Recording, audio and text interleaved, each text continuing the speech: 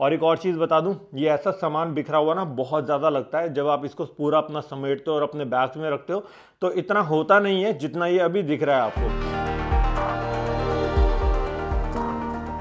अपनी previous international rides है जिसमें मैंने 24 कंट्रीज में अपनी मोटरसाइकिल से ट्रैवल किया था, तो बहुत सारी चीज़ें सीखी हैं और बहुत सारी चीज़ें मैंने गलत भी करी थी उस समय, और इस साइड में वो कोशिश कर रहा हूँ जो पिछली बारी गलतियां करी थी वो इस बार ना दोहराऊं।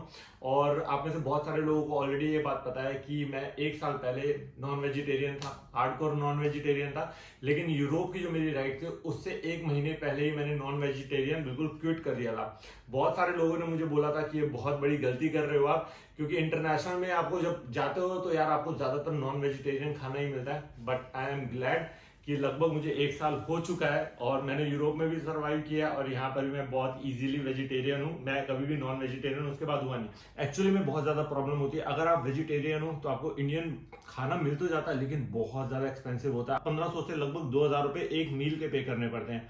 ब्रेकफास्ट लंच और डिनर किया तो लगभग 6000 रुपए का तो आपका फटका लगेगा ही लगेगा।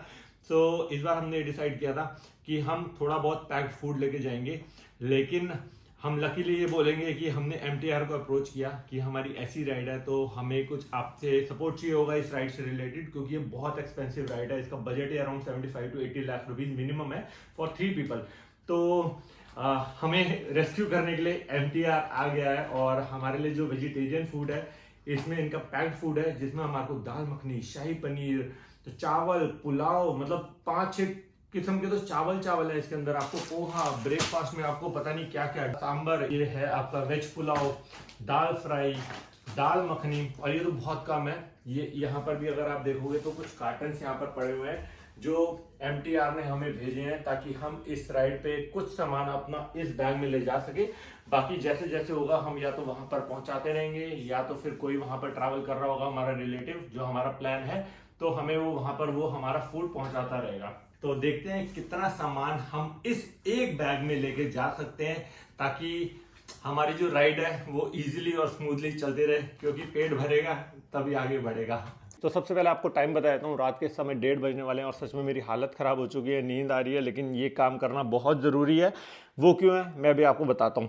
अभी जो आपने देखा था ना यहाँ पर पूरे MTR के पैकेट्स बिखरे हुए थे, पूरा बेड पे बिखरे हुए थे, तो वो सारे पैकेट जितने भी हैं वो इस वाले अपने टेल बैग में आराम से आ चुके हैं। आराम से तो नहीं बोलूँगा बट हाँ आराम से फिर भी आ चुके हैं। और चाहूँ तो मैं इसके अंदर और भी सामान रख सकता हूँ, लेकिन ये अभी इतना हैवी हो चुका है कि इसको उठाने में सच में यार जान निकल रही है। लेकिन अभी स्पेस इसमें बहुत ज़्यादा है। इसमें मेरा टेंट भी पड़ा हुआ है और मैं आपको एक बार ना दिखा देता हूँ ताकि एक आपको भी आइडिया लग जाए। तो ये तो ऐसे ही मैंने चीज़ें रखी हुई हैं। तो ये देखो, ये है मेरे MTR के इसके अंदर पैकेट्स जो हमारा खाना होने वाला है, और 15 दिन या 20 दिन के आराम से हमारा इसके अंदर सारा खाना पीने का अरेंजमेंट हो जाएगा। साथ में इसमें मेरा टेंट भी पड़ा हुआ है। इसकी वजह से ये जो अपना टेल बैग है थोड़ा सा हैवी हो गया, बट कोई फ़र्क नहीं पड़ता, ये अपने बाइक के पीछे आ जाएगा तो इतना कोई डिफ़िकल्ट नहीं है। मेन चीज़ अभी ये है कि रात के 1:30 बजे मैं वीडियो के शूट कर रहा हूँ, क्योंकि कल मुझे अपनी बाइक जो है शिपर को देनी है और मेरे पास टाइम नहीं है प्रॉपरली एक एक चीज़ करने का। तो मुझे लगा ठीक है एक बार सारा सामान इकट्ठा कर रही है तो आप लोगों को भी दिखा देता हूँ कि क्या क्या सामान मैं कैरी कर रहा हूँ। और ये जो अभी आपको सामने दिख रहा है ना, ये बस मेरी आंखों के सामने था तो मैंने यहाँ पर रख दिया। अदरवाइज मैं इस वाले ऐसे सामान के ना 2 बेड्स लगा सकता हूँ, तब मैं आपको दिखा सकता हूँ कि इतना इतना सामान कैरी किया जाता है जब आप इंटरनेशनल ट्रैवल करते हैं। और एक और चीज़ बता दूँ, ये ऐसा सामान बिखरा हुआ ना बहुत ज़्यादा लगता है। जब आप इसको पूरा अपना समेटते हो और अपने बैग में रखते हो तो इतना होता नहीं है जितना ये अभी दिख रहा है आपको। चलो सबसे पहले मैं बात कर लेता हूँ अपने पैनियर्स की। ये आपको मैं ऑलरेडी दिखा चुका हूँ, अपने GV के पैनियर्स हैं और टॉप बॉक्स है। तो यहाँ पर इंडिया टू लंदन पूरी यहाँ पर ब्रांडिंग कर रखी है और इसके अंदर मेरा जो सामान है सारा आ जाएगा बेसिकली मोटरसाइकिल से रिलेटेड, चाहे वो चेन हो मेरी या फिर कुछ स्पेयर पार्ट्स हो, तो वो मैं इसके अंदर सारा कुछ रख सकता हूँ और बहुत सारा स्पेस इसमें बचेगा। लेकिन बहुत हैवी हो जाएगा ये। उस वाले पैनियर के अंदर मैं आराम से रख सकता हूँ अपना स्लीपिंग बैग, स्लीपिंग टेंट या फिर कुछ ऐसी चीज़ें जो मुझे कभी कभी ज़रूरत पड़ेगी, हमेशा ज़रूरत नहीं पड़ेगी, तो वो उस वाले पैनियर के अंदर मैं रख सकता हूँ। और टॉप बॉक्स में मैं हमेशा वो सामान रखता हूँ जो मेरे रोज़ की चीज़ें यूज़ करने वाली है।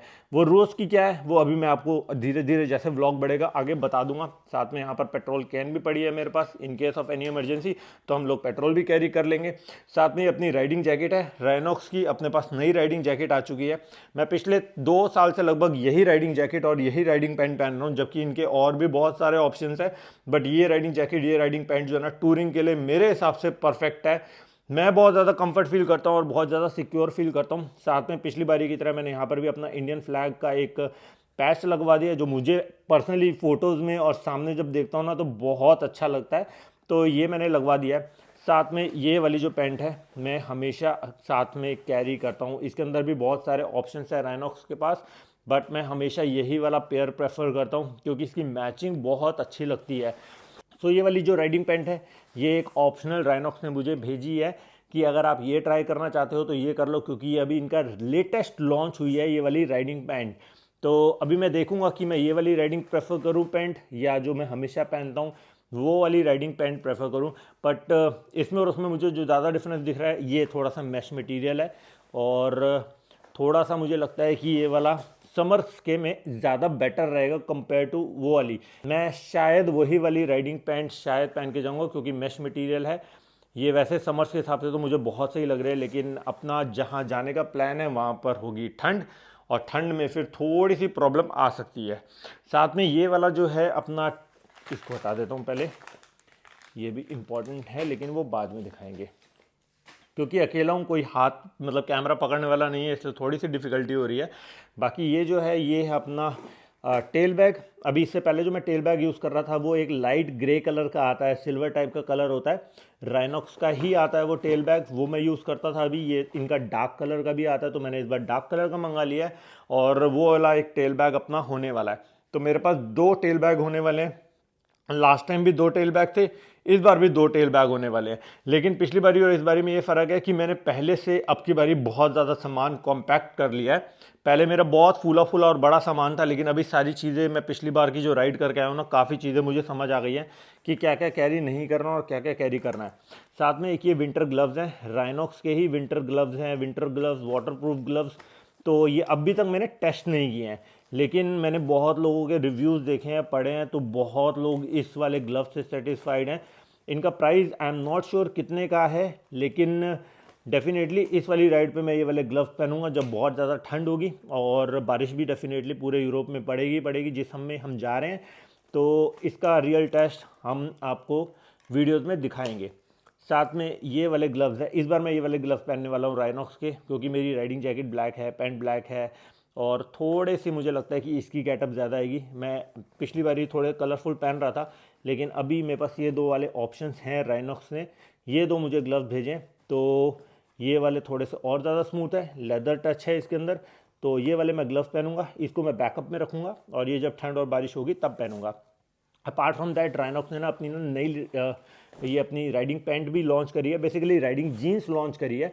और अभी मैं जब दुबई से मैंने अपनी बाइक इंडिया वापस भेजी थी और मैं केरला गया था ना बाइक लेने के लिए, तो 4 दिन का मुझे सफ़र लगा था। बेसिकली 3 दिन लगे थे मुझे कोची से दिल्ली वापस आने में, और 3 दिन मैंने कॉन्टीन्यूस ये वाली राइडिंग पैंट, ये जो राइडिंग जीन्स है ये वाली मैंने पहनी थी इनकी, और मुझे बहुत ज़्यादा कंफर्टेबल लगी थी, क्योंकि इसके अंदर यहाँ पर इनकी हिप प्रोटेक्टर भी है, यहाँ पर इन्होंने नीज पे भी प्रोटेक्टर्स दे रखे हैं, और D3 आर्मर्स हैं इसके अंदर। सबसे अच्छी बात है यार, क्वालिटी जो है ना D3 आर्मर्स की, ये टॉप नॉच होती है, क्योंकि ये लाइट वेट होता है, सबसे बड़ी बात होती है, और बहुत ज़्यादा कंफर्टेबल होता है।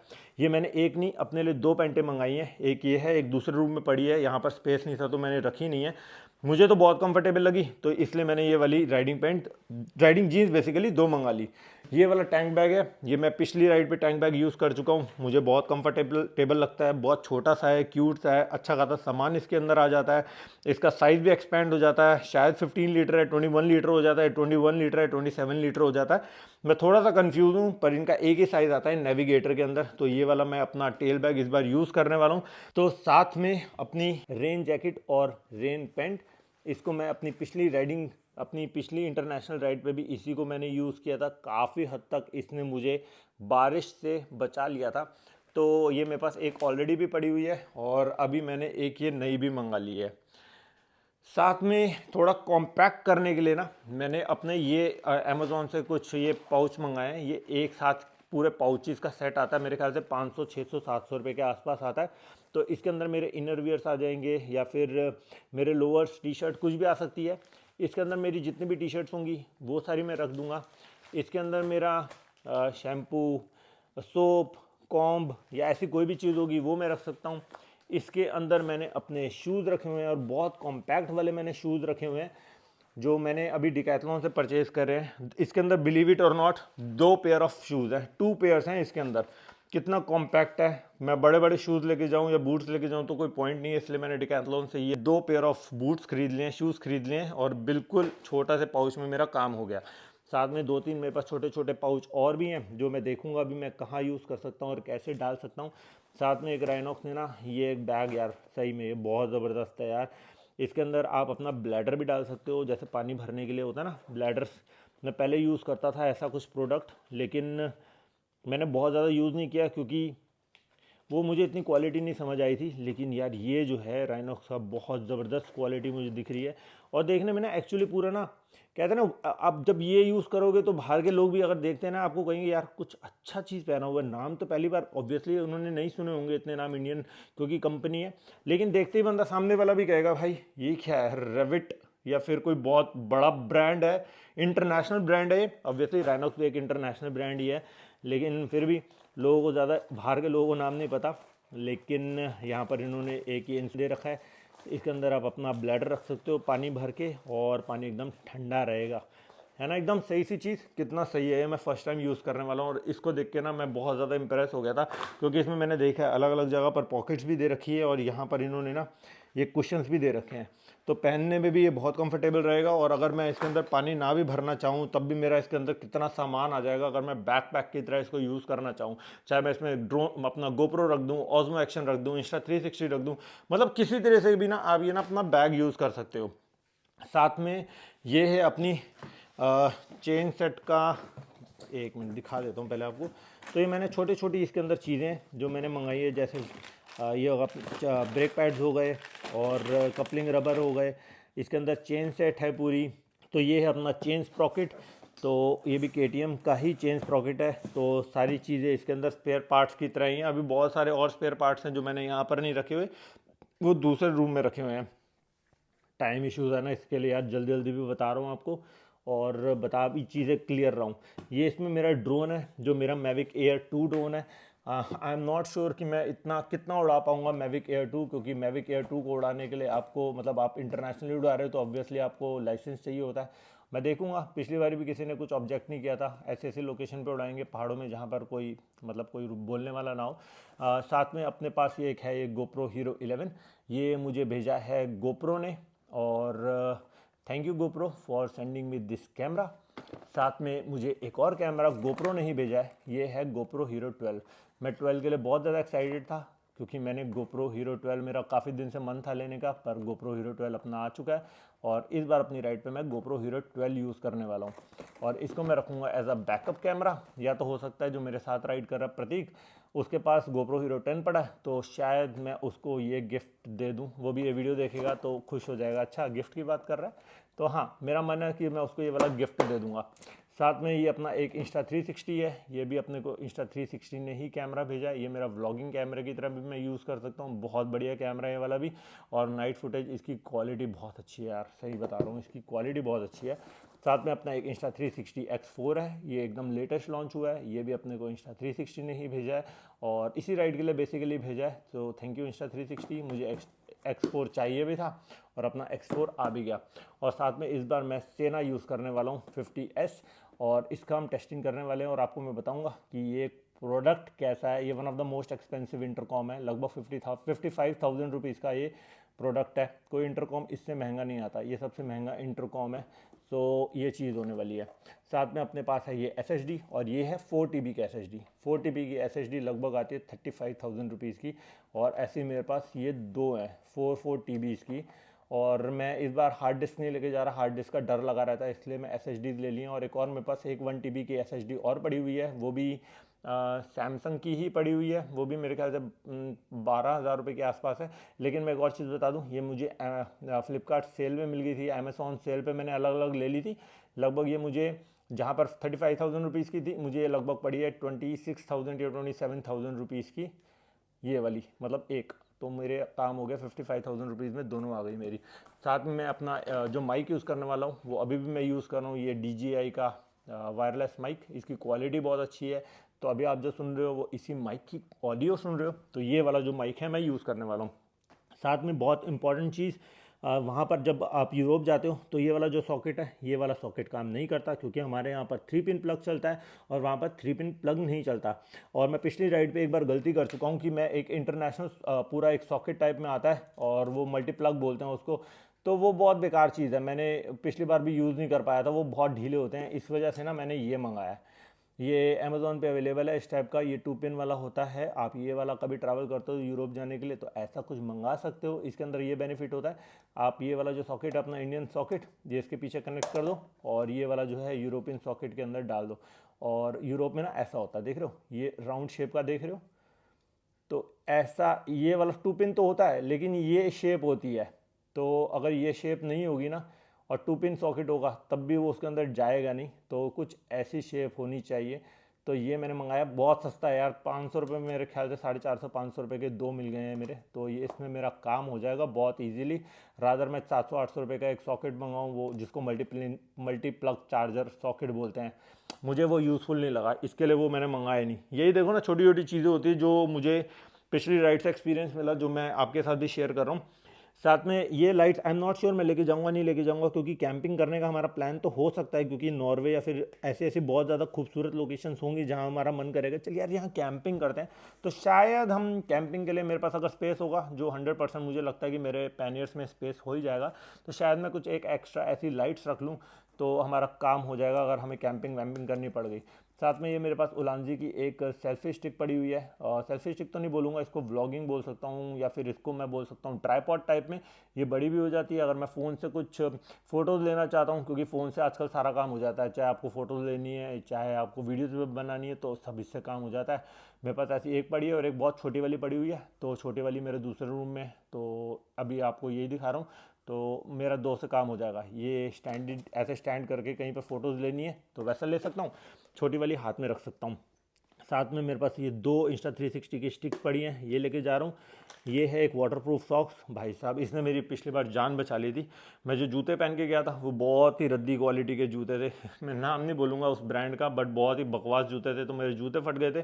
तो राइनॉक्स के जो सॉक्स है ना, उसने मेरे को बचा लिया था, क्योंकि इतनी ज़्यादा ठंड थी वहाँ पर जब मैं अर्मेनिया में था और बाइक चला रहा था ईरान से अर्मेनिया जाते वक्त, तो भाई साहब मेरे पैरों की बैंड बज गई थी। तो इन सॉक्स ने मेरे को बचा लिया था, अगर ये सॉक्स नहीं होती ना तो मेरी बहुत तबीयत हो सकता है ख़राब हो जाती।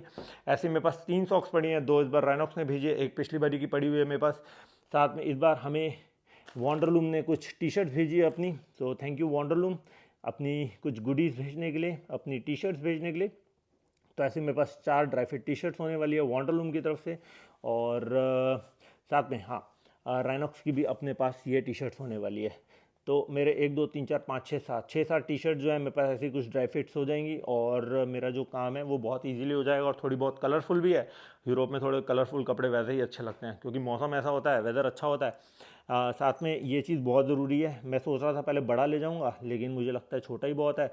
जब भी बारिश आती है या फिर कुछ भी ऐसी सिचुएशन हो जाती है ना, तो यार सबसे पहले जूते सॉक्स सब कुछ सुखाना बहुत ज़रूरी होता है। तो जब भी आप ट्रैवल करते हो तो आपको एक कम्पैक्ट हेयर ड्रायर ले जाना बहुत ज़रूरी है। ये मैं पिछली बारी भी ले गया था, अभी मैं सोच रहा था नया ऑर्डर कर दूंगा, लेकिन करते करते इतना लेट हो गया कि भूल ही गया। बट लकीली मेरे पास एक ये पड़ा हुआ था, तो इससे काम हो जाएगा। लेकिन अगर आप जाते हो ना, थोड़ा बड़ा लेके जाना, क्योंकि ये इतना मतलब ठीक है, लेकिन जब बहुत ज़्यादा गीले हो जाते हैं ना कपड़े तो इसको बहुत टाइम लगता है।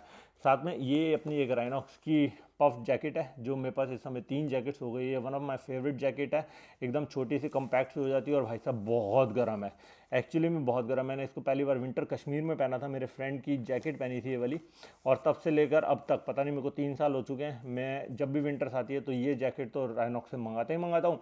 साथ में जब भी उनके पास अवेलेबल नहीं होते तब भी कहता हूँ भाई मुझे चाहिए, कहीं से भी अरेंज कर दो। और साथ में मैंने ये डिकैथलॉन की एक जैकेट मंगाई है, ये भी पफ जैकेट है, ये लगभग 2000 रुपये की जैकेट है। इसका भी अच्छी तरह से मैंने पहन के देखा है, बहुत कंफर्टेबल है। और ये एक जैकेट है, मोर देन एनफ है, मेरे पास अब 2 जैकेट्स हो जाएंगी। तो 2 बहुत हैं, ज़्यादा सामान क्या कैरी करना। वैसे भी मेरे पास एक और है, तो शायद मैं 3 जैकेट्स लेके जा सकता हूँ अब की बारी। ये अपना इंडियन फ्लैग, जिसको हर कंट्री में फ्लैग मतलब फहराने का एक अलग ही सुकून मिलता है, ये वही फ्लैग है जो अभी मैंने अपनी इंटरनेशनल राइड पे 24 कंट्रीज़ में इसको ही फहराया था। तो ये मेरे पास है। प्लान यही है कि इस फ्लैग को ऐसा का ऐसा ही सेफ रखना है हमेशा, और जितनी भी कंट्रीज़ में ट्रैवल करूँगा ये फ्लैग ज़रूर लेके जाऊँगा और अपने देश का झंडा ज़रूर फहराना है। साथ में एक छोटा सा बैग मैंने डिकैथलॉन का लिया है, ये इसलिए लिया है कि अगर मैं कहीं पर भी ट्रैवल कर रहा हूँ, कुछ भी कर रहा हूँ, तो अगर मेरे को अपना ड्रोन व्रोन रखना है अपने बैकपैक में तो मैं इस वाले बैग में रख सकता हूँ। ज़्यादा महंगा नहीं है, मेरे ख्याल से 450-500 रुपये का बैग था ये वाला, कॉम्पैक्ट है। मेरे पास ऑलरेडी एक स्लीपिंग टेंट पड़ा था, लेकिन वो बहुत बड़ा है यार, बहुत बड़ा है। आजकल कॉम्पैक्ट चीज़ें आने लग गई हैं डिकैथलॉन की, तो ये वाला मैंने एक टेंट मंगा लिया। सॉरी, टेंट बोल रहा हूँ, ये वाला जो है ये वाला है आपका स्लीपिंग, बोला भी नहीं जा रहा। तो ये है स्लीपिंग बैग। तो मेरे पास ऑलरेडी एक स्लीपिंग बैग पड़ा जो मैं पिछली राइड पे ले गया था, मुझे लगा था मैं वही यूज़ कर लूँगा, लेकिन देखते देखते मुझे ये वाला एक स्लीपिंग बैग दिख गया और ये इतना कॉम्पैक्ट है कि मेरे मतलब इतना कॉम्पैक्ट है कि मेरे पैनियर्स में भी आ जाएगा और इतना स्पेस भी बच जाएगा। साथ में मेरे पास पिछली बार ही ये स्लीपिंग मैट, मैं स्लीपिंग मैट जो पिछली बार ले गया था ना, वो मेरे स्लीपिंग ये स्लीपिंग बैग से भी बड़ा था मेरा स्लीपिंग मैट, लेकिन इस बार मुझे स्लीपिंग मैट भी मिल गया इतना कॉम्पैक्ट। तो अब देखो ना, ये दो चीज़ें मेरी इस कितना सा साइज़ मेरा कितना घेरेगा, ये अगर मेरे स्पैनियर में आ जाएगा तो कुछ सामान घेरेगा ही नहीं। तो ये है डिकैथलॉन का फ़ायदा, चीज़ें एकदम छोटी छोटी कॉम्पैक्ट आ जाती हैं। साथ में ये है अपना एक एयर पिलो जिसमें हवा भरूंगा, ये डिकैथलॉन से नहीं लिया था, शायद मैंने किसी लोकल शॉप से लिया था। टेंट ऐसे ही कुछ था, उनका भी कुछ शॉप थी इस टाइप की, तो ये वाला मैंने लिया था। ये मैंने पिछली राइड पे भी यूज़ किया था। बस हवा भरो, अपने मुंह से ही हवा भरो और बस आपका पिलो तैयार हो जाएगा। साथ में इस बार मैं लेके जा रहा हूँ ये अपना इलेक्ट्रिक कुकर, ये हम पिछली बार भी लेके गए थे, इसमें खाना वाना बहुत आराम से बन गया था। और इस बार हमारा खाना वाना बनाने का कोई ऐसा प्लान तो नहीं है, लेकिन अगर खाना बनाना पड़े तो उसके लिए हमें ज़रूरत है ऐसे एक इलेक्ट्रिक कुकर की। ऐसे इलेक्ट्रिक कुकर आपको अमेज़ॉन पे आराम से मिल जाएंगे, आप बस सर्च करो, कोई ऐसा दिक्कत नहीं है अगर आपको ऑफलाइन नहीं लेना तो। साथ में हमारा जो MTR का फूड है वो भी इसमें बन जाएगा, बस इसके अंदर गर्म पानी रखना है हमें, उबालना पानी, और MTR के पैकेट्स इसके अंदर रख देने हैं 2-3 मिनट के लिए और हमारा खाना एकदम गर्मा गर्म तैयार हो जाएगा। साथ में अगर हमें कभी इमरजेंसी में कैंपिंग करनी पड़ गई जहाँ पर इलेक्ट्रिसिटी का कोई सोर्स नहीं होगा, खाना तो खाना है भाई हमें, तो यहाँ पर एक मैं बाउल छोटा सा लेके जा रहा हूँ। और मतलब इतना बड़ा कुकिंग सेट नहीं लेके जा रहा, क्योंकि मैं पिछली बार बहुत बड़ा कुकिंग सेट ले गया था और वो मतलब वेस्ट ही था, टोटल यूज़ तो हुआ नहीं एक बार भी। तो बस 1-2 चीज़ें लेके जा रहा हूँ, ज़्यादा चीज़ें नहीं है जो मैंने देखा है कि मेरे काम आ सकती हैं। अगर इन केस ऑफ इमरजेंसी अगर हमारी इलेक्ट्रिसिटी ना हुई तो हम इसका यूज़ कर लेंगे। ये इसकी शील्ड होती है, चारों तरफ से घेर लेती है ताकि हवा ना लगे और ये मतलब जो हम गैस स्टोव जलाएंगे वो मतलब बंद ना हो। तो अभी गैस स्टोव भी मैंने नहीं दिखाया है, अभी तो मेरे को इतनी सारी चीज़ें अभी याद आ रही हैं कि क्या क्या चीज़ें अभी तो मैंने आपको यहाँ पर दिखाई नहीं है। साथ में ये यहाँ पर पड़ा है देखना, स्पार्क प्लग, ये मोटरसाइकिल से रिलेटेड प्रोडक्ट है। ये मैं प्लेट्स लेके जा रहा हूँ खाना खाने के लिए, चम्मच भी होंगे अपने पास, कटोरी भी होगी अपने पास। तो एज सच तो मैंने आपको एक रफली आइडिया दे दिया कि ये सारी चीज़ें होती हैं जो एक मिनिमम जब आप राइड करते हो तो ये सारी चीज़ें कैरी करनी पड़ती है। हो सकता है आपको लग रहा हो कि ये बहुत ज़्यादा सामान है, पर नहीं भाई, ये बहुत ज़्यादा सामान नहीं है, ये अभी तो कुछ भी नहीं है। अभी तो मैंने आपको बहुत सारी चीज़ें नहीं दिखाई हैं और ये जब मैं बैग में पैक करूँगा ना तो पता भी नहीं लगेगा ये सारा सामान कहाँ पर चला भी जाएगा, क्योंकि इस बार मैंने बहुत कॉम्पैक्ट चीज़ें ली हैं। जैसे मैंने आपको दिखाई दिया ना, अपना कुकिंग सेट दिखा दिया, अपनी जैकेट दिखा दी, अपनी टी-शर्ट के पाउचेस दिखा दिए, कुछ भी नहीं है। मेरे को तो ऐसा देख, पिछली बार तो मैं बहुत डर रहा था कि कैसे लेके जाऊंगा, लेकिन इस बार मैं बहुत ज़्यादा कॉन्फिडेंट हूँ कि यार इस बार तो मैं बहुत ईजिली सामान ले जाऊंगा और ज़्यादा मुझे को प्रॉब्लम भी नहीं आएगी। सो अभी इतनी जल्दी जल्दी में मैंने व्लॉग ख़त्म किया, उसका मेन रीज़न ये है कि अभी लगभग बच चुके हैं 1:45 और मैंने जैसे बताया कि कल हमें अपनी शिपर को बाइक देनी है। आज लगभग मैंने 3 वीडियो शूट करे हैं जिससे मेरी हालत एक्चुअली में ख़राब हो चुकी है और थकावट इतनी ज़्यादा हो चुकी है। और कल शिपर को बाइक भी देने जानी है और कल एक और व्लॉग शूट करना है और वो बिना बाइक के हो नहीं सकता।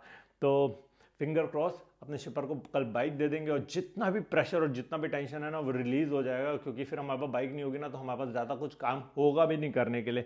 तो यही सारी चीज़ें थी जो मैं आपको लोगों को दिखाना चाहता था। आई होप आपको भी थोड़ा बहुत आसान रहेगा जब आप कभी ऐसा कुछ प्लान करोगे। अगर आप कुछ इस चीज़ से रिलेटेड अगर आपके कोई क्वेश्चन है या फिर इंटरनेशनल राइड से रिलेटेड अगर आपके कोई क्वेश्चन है तो आप मुझे कमेंट सेक्शन में पूछ सकते हो। अगर मैं यहाँ पर कमेंट्स में रिप्लाई नहीं कर पाया तो आप मुझे इंस्टाग्राम पर भी मैसेज कर सकते हो। हाँ, अरे मेन चीज़ तो मैं आपको दिखाने ही भूल गया, एक ये चीज़ मैंने आपको बताया ना कि मेरे जूते जो थे पिछली राइड पे फट गए थे और बहुत ज़्यादा मेरा बुरा हाल हो गया था और राइनॉक्स की सॉक्स ने मेरे को बचा लिया था। तो ये वो जूते हैं जो अब मैंने नए अपनी राइड के लिए मंगाए हैं और इन जूतों का नाम है फॉर्मा। ये फॉर्मा के बूट्स हैं और वन ऑफ द, अभी आप देख रहे हो थोड़ी सी मिट्टी भी निकल रही है, उसका मेन रीज़न है कि मैंने अभी अपने ये फॉर्मा के बूट्स पहने थे अपने फ्लैग ऑफ इवेंट पे और उसके बाद मैंने आते ही रख दिए। थोड़े से गंदे हो गए हैं बट राइडर्स की यही जूतों की निशानी होती है कि भाई थोड़े से गंदे, इसका मतलब एडवेंचर करता है बाइकर, जोक्स अपार्ट।